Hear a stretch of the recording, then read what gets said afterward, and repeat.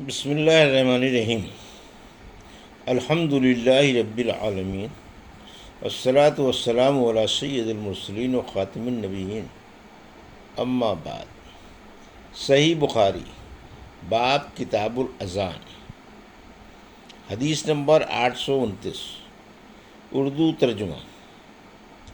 اس شخص کی دلیل جو پہلے تشہد کو 4 رکعت یا 3 رکعت نماز میں واجب نہیں جانتا، یعنی فرض، کیونکہ نبی کریم صلی اللہ علیہ وسلم 2 رکعتیں پڑھ کر کھڑے ہو گئے اور بیٹھے نہیں۔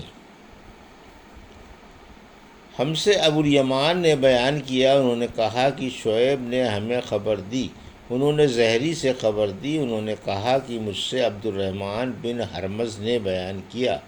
جو مولا بنی عبد المطلب یا مولا ربیع بن حارث تھے، کہ عبداللہ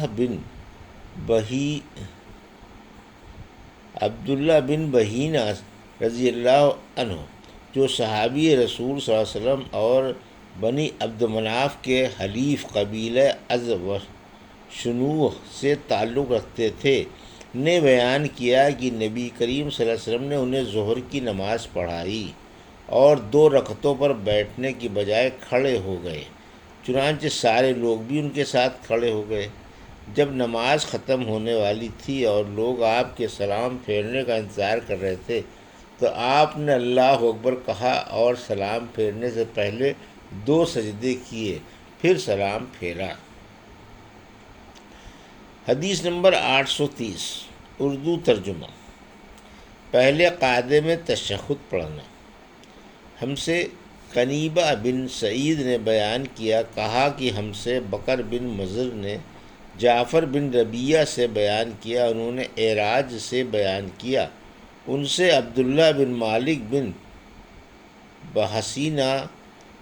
رضی اللہ عنہ نے کہا کہ ہمیں رسول اللہ صلی اللہ علیہ وسلم نے نماز ظہر پڑھائی،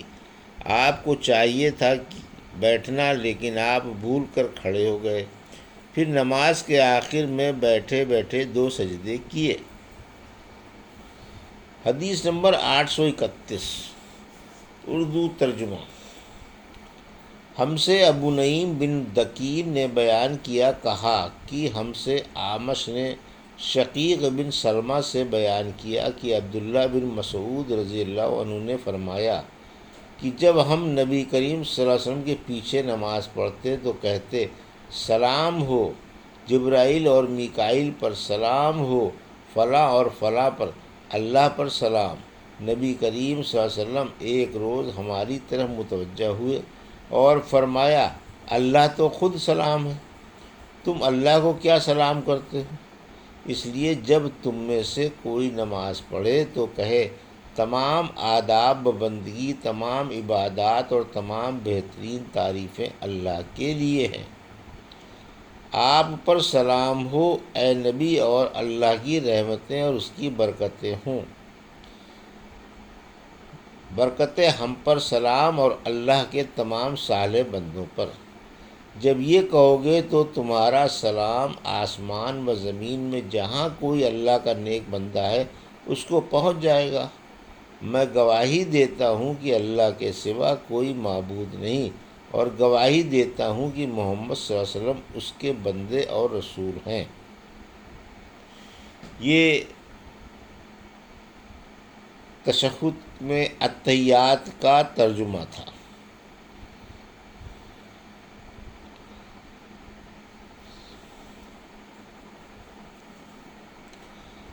حدیث نمبر 832، تشہد کے بعد سلام پھیرنے سے پہلے کی دعائیں۔ ہم سے ابو الیمان نے بیان کیا، انہوں نے کہا کہ ہمیں شعیب نے زہری سے خبر دی، انہوں نے کہا کہ ہمیں عروہ بن زبیر نے خبر دی، انہیں نبی کریم صلی اللہ علیہ وسلم کی زوج مطہرہ حضرت عائشہ صدیقہ رضی اللہ عنہا نے خبر دی کہ رسول اللہ صلی اللہ علیہ وسلم نماز میں یہ دعا پڑھتے تھے۔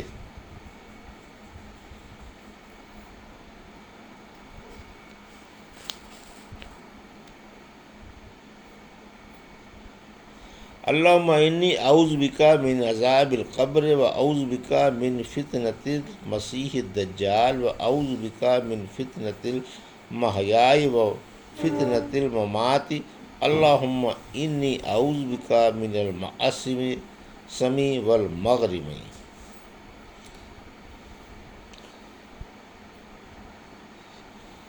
اے اللہ، قبر کے عذاب سے میں تیری پناہ مانگتا ہوں، زندگی کے اور موت کے فتنوں سے تیری پناہ مانگتا ہوں،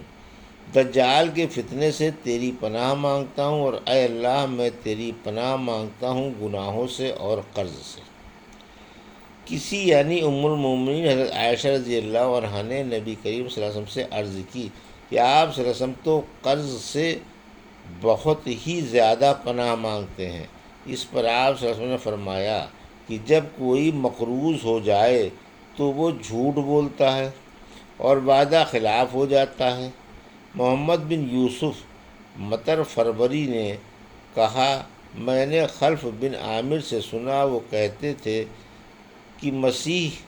بلا تشدید اور مسیح با تشدید میں کوئی فرق نہیں ہے، دونوں ایک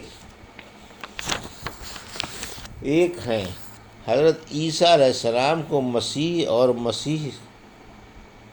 کہہ سکتے ہیں اور دجال کو بھی۔ حدیث نمبر 833 اردو ترجمہ، اور اسی سند کے ساتھ زہری سے روایت ہے، انہوں نے کہا کہ مجھے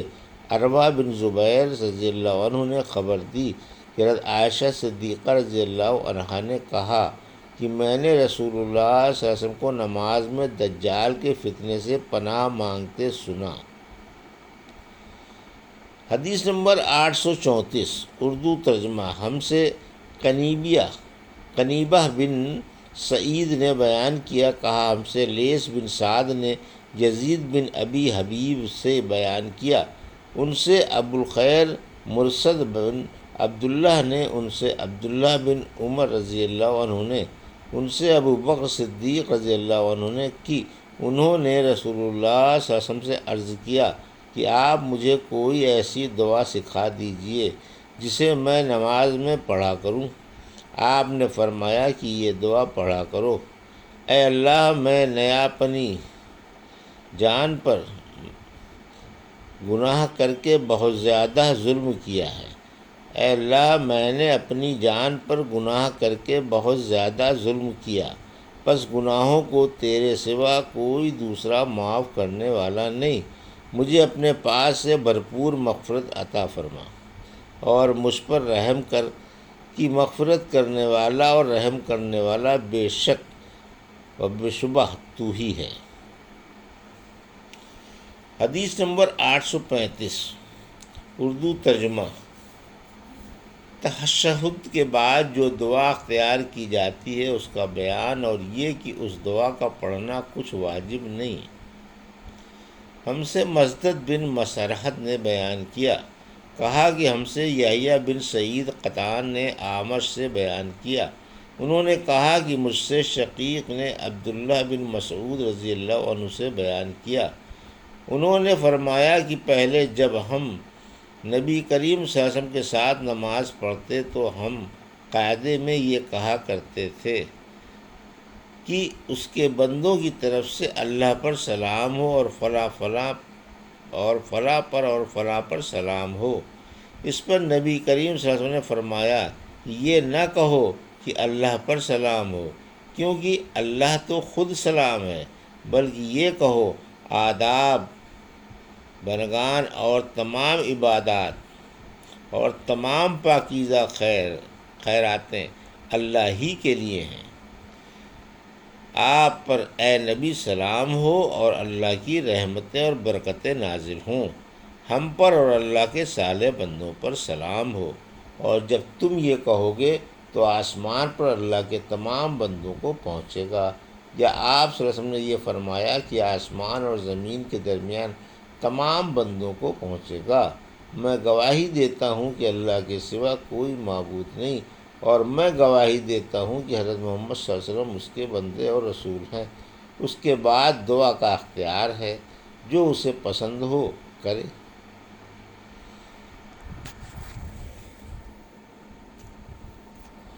یہ تھی صحیح بخاری باب کتاب الاذان کی حدیث نمبر 829 سے حدیث نمبر 835 کا اردو ترجمہ جو ابھی آپ نے سماعت فرمایا۔ اللہ سے دعا ہے کہ اللہ ہمیں ان حدیثوں کی صحیح سمجھ عطا فرما اور ان پر عمل کرنے کی توفیق عطا فرما، آمین یا رب العالمین۔